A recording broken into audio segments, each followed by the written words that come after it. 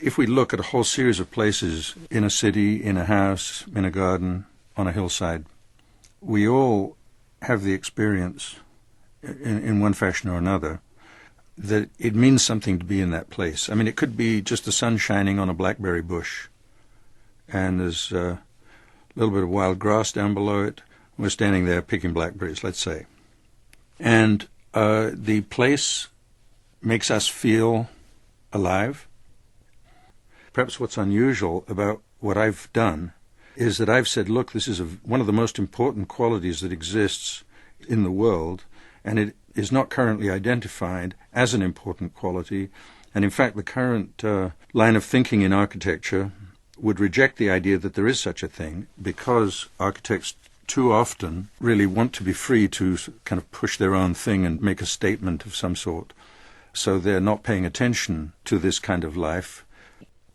Suppose you have the repetition of concrete panels in the facade of a big building, or the repetition of window units in a housing development, and so on.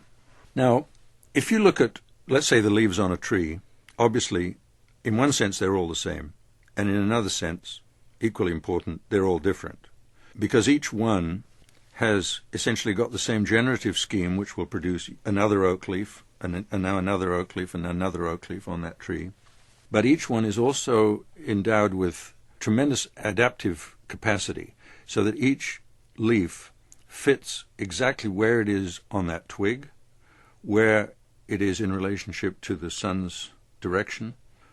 So all of this is, even an ordinary tree with leaves that are not surprising to us, nourishes us and fills us with wonder and with a gratefulness for our own existence and our own self, because all of that very subtle adaptation is visible there at the same time that the repetition is going on.